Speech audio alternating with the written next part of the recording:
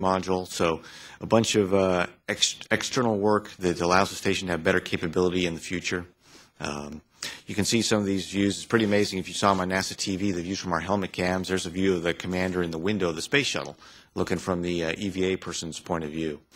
And while we call it spacewalking, you can see that we don't use our legs for anything except to hold us in a foot restraint. It's really all walking with your hands. So you're working with your hands for all your tools and everything that you're working with. Is you also need to walk everywhere. So that's why it does get tiring, because the only thing you're using is your hands. And with the spacesuit inflated like it is, you're always fighting the inflation every time you want to close your hand. So that's one of the things and why we train so long and hard for spacewalks, to get in condition for that. You can see with no gravity to help you fall out of the suit, you need a little help from your friends helping you get out. And we call this one kind of like birthing the baby cow, as Butch has to stand on Mike's legs and then hold the arms up and try and push him out, because there's no force, i.e. gravity, to help him fall out. Because my upper arms are so muscular, they want to stay in there. But while the spacewalks are going on, there's a host of people. You saw the people inside. They're reading the script. You got the robotics folks that are moving the arm. You got the commander. His job was to be overall goalie and keep track of everything that was going on, and also do some other events. Then for the last spacewalk, Mike took the training wheels off Bobby and I, and we got to go out together. Mike was now the guy inside doing the IV, while Bobby and I went out there for the last spacewalk of the flight. And the big goal on this one was, after we installed some science platforms out on one of the big cargo platforms, this big, huge 1,200-pound tank you see in front of you, Bobby and I pulled that off the cargo platform, turned it so that the robotics folks could grab it with the space station arm. So that was a pretty neat feat. You got this huge thing that weighs a whole bunch we'd never be able to pick up here on Earth, but you'll see how easy it is for Bobby and I just to turn this thing and point the grapple fixture up so the arm can go ahead and grab it. Obviously, when you're moving something that massive, you move kind of slow and deliberate. And Leland and Butch did a great job grabbing it from us. And then our job was to clean up a few things, and then we basically spacewalked, or did our space crawl back to the airlock so we could meet the arm with the tank and then put it in its install position.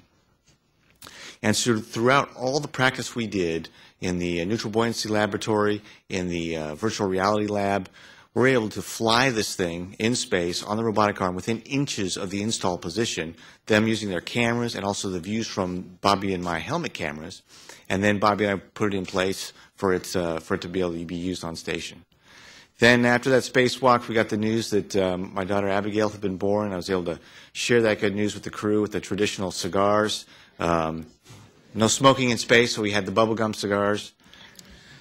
We also had a little time to play around with the football. That would never happen in That real was life. a great stint. Never happen in real life. That's why Leland left the NFL. But on the serious side, there's a lot of scientific work that's going on the station now. We participated in a lot of the experiments.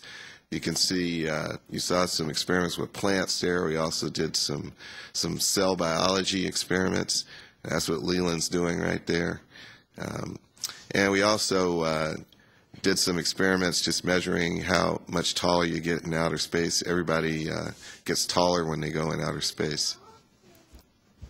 One of the other things we do in space is we transfer items from the station back to the shuttle, things that have to come back down, like Nicole's shoes and her clothing when she had been in space for 3 months.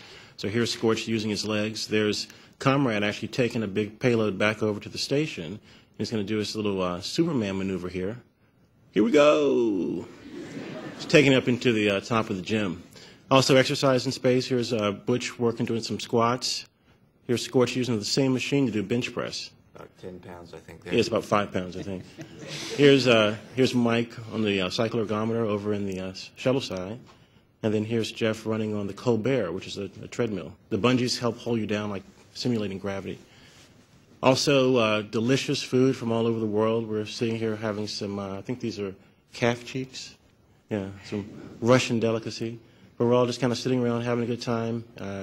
You worked hard during the day, you eat and you play hard at night, and just a really good moment to reflect on the day and just all the different cultures and people that we have around the world helping us do this mission.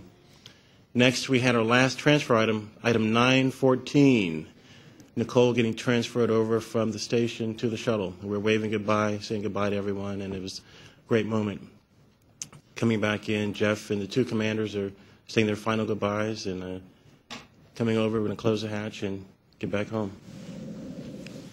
All good things must come to an end, so yeah, eventually we did have to undock. But before we did, after we closed the hatch, had a little fun with water. That's what happens with water when you get in 0G. You stick your nose in it.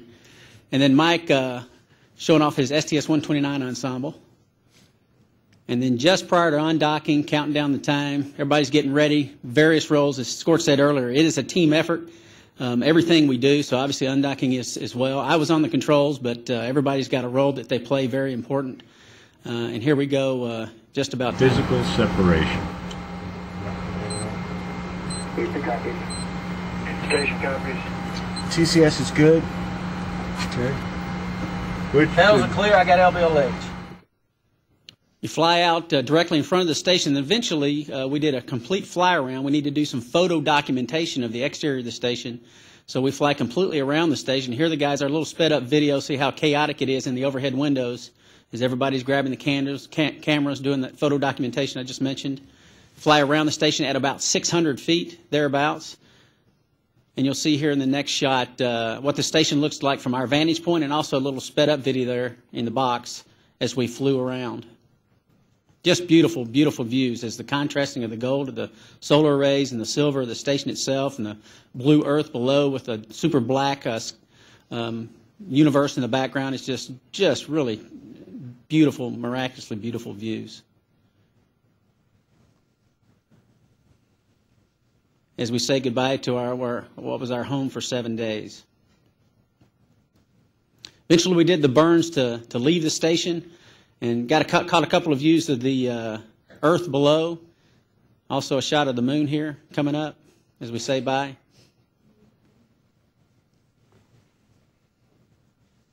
Looking out the windows at the curvature of the earth. As we do some more burns to start coming back home.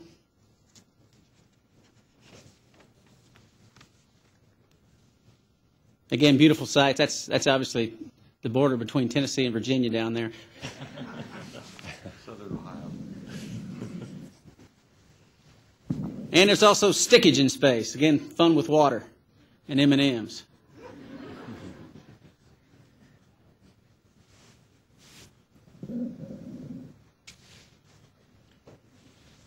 we've been in space for about 11 days. Now it's time to head back. You can see gravity starting to pick up as Leland's showing. He's not dropping his list. He's actually just letting go of it. Now it doesn't float in front of him. It actually falls. Mach 25 was the goal, and we hit that pretty well.